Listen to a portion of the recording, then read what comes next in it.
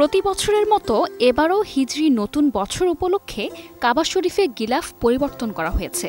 Saudi আরবের মক্কা নগরীতে ২৬ June হিজরি ১৪৪৭ সালের পয়লা মুহররম পবিত্র কাবা ঘরের গায়ে পরানো হয় নতুন গিলাফ বা কিসওয়া। এই আয়োজনে অংশ নেন বিশেষভাবে নিযুক্ত কারিগর ও ইসলামী পুণ্যবানেরা, যা এক অনন্য ধর্মীয় রীতির বহিঃপ্রকাশ। শেকড় থেকে শিখরে। কাবার গায়ে যে কালো রঙের কাপড় থাকে তাকে আরবি ভাষায় বলা হয় কিসওয়া, বাংলায় যাকে বলা হয় গিলাফ। এটি কাবার পবিত্রতা ও মর্যাদার প্রতীক। হিজরি বর্ষপঞ্জির প্রথম দিনে কিসওয়া পরিবর্তনের রীতি প্রাচীনকাল থেকেই পালিত হয়ে আসছে। ঐতিহাসিক তথ্য অনুযায়ী ৫ম শতাব্দীতে ইয়েমেনের রাজা তুব্বা আবু কারিব আসাদ প্রথমবার কাবার জন্য কিসওয়া পাঠিয়েছিলেন।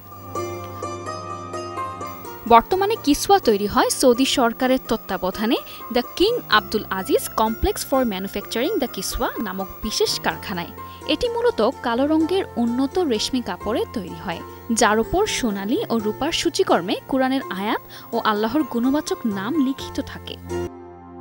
এবারের কিসওয়া তৈরিতে ব্যবহার করা হয়েছে প্রায় ৬৭০ কেজি রেশম, ১৫০ কেজি সোনা ও রূপার চিকন তার। পুরো গিলাফ ৪৭টি টুকরো কাপড়ে প্রস্তুত হয়, যার ওজন ১৪১৫ কেজির বেশি। ৪টি টুকরো কাবার চারদিক ঘিরে এবং একটি টুকরো কাবার দরজায় লাগানো হয়। সূক্ষ্ম কারুকাজে তৈরি ৬৮টি কোরআনী আয়াতে ফুটে উঠেছে দয়া, ঐক্য, ভক্তি এবং একাত্মবাদের বার্তা। গিলাফের বাইরের স্তর থাকে কালো রেশমে মোড়ানো, যা দীপ্তিময়তা ও স্থায়িত্বের প্রতীক। ভেতরের স্তরে ব্যবহৃত হয় সবুজ ও সাদা রেশম, লাল কাপড় ও সুতির কাপড়, যা কাঠামোগত দৃঢ়তা ও সৌন্দর্য নিশ্চিত করে।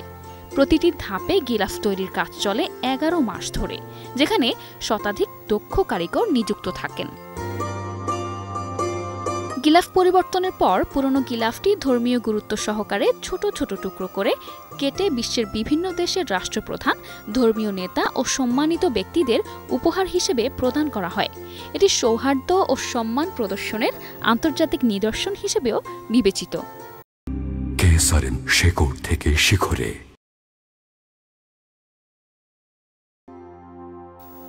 পবিত্র কাবার এই গিলাফ পরিবর্তন হিজরি নতুন বছরের এক পবিত্র সূচনা, যা মুসলিম বিশ্বে ধর্মীয় অনুভূতির সাথে যুক্ত ঐতিহ্য ও ইতিহাসকে স্মরণ করিয়ে দেয় প্রতি বছর।